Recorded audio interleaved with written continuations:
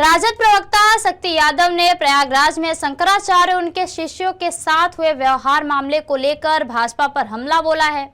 उन्होंने कहा कि जो लोग हिंदू और सनातन होने की बात करते हैं उनको इस बात का जवाब देना चाहिए कि आखिर साधु समाज के साथ इस तरह क्यों किया जा रहा है। उन्होंने कहा कि साधु समाज को भी अब भाजपा के खिलाफ जाकर अपनी आवाज बुलंद करनी चाहिए, क्योंकि सनातन और हिंदू धर्म के नाम पर भारतीय जनता पार्टी केवल अपनी राजनीतिक मंशा की पूर्ति करना चाहती है।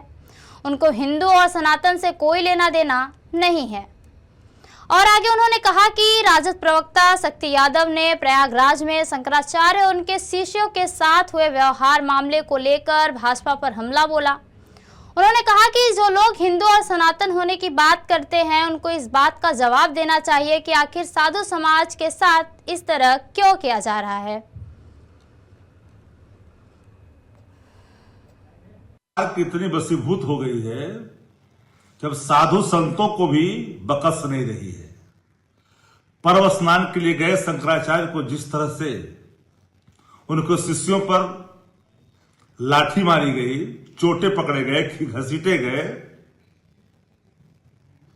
इस देश में इन चीजों को आवाम बर्दाश्त नहीं करती है। और अगर शंकराचार्य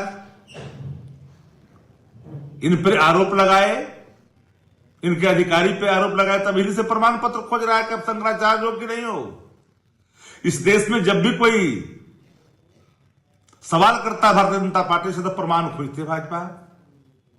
क्या आप राष्ट्रभक्त हो कि नहीं हो, देश के हो कि नहीं हो, हिंदू हो कि नहीं हो।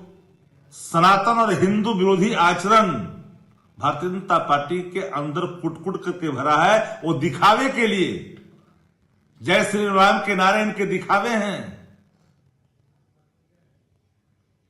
कम्युनिस्ट पार्टी नारा लगाता है कि अपने साथी को लाल सलाम, तो समझ में आता है। अब तो नरेंद्र मोदी जी को जय श्री राम और अमित शाह जी को जय श्री राम। अरे साधु संतों को अपमानित करके कौन से सनातन विचार को स्थापित करना चाहती है भाजपा।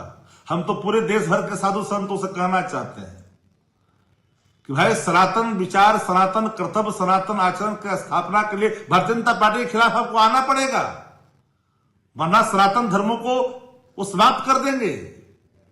इनके जो भाड़े के टट्टू होंगे वही सनातनी कहलाएंगे। अब भाई हमारे जो पीठ हैं शंकराचार्य के, अब वो भी अगर इस देश में महफूज नहीं है, वह भी अपमानित होते हैं, तो सवाल तो खड़ा होगा। और शंकराचार्य जी ने अगर कहा योगी आदित्यनाथ जी को अकबर, हुमायूं से लेकर के बाबर तक, औरंगजेब तक की बात अगर कह दी उनके बारे में, तो हमें लगता है कोई गलत नहीं है। वो सन्यासी बैरागी हो ही नहीं सकता।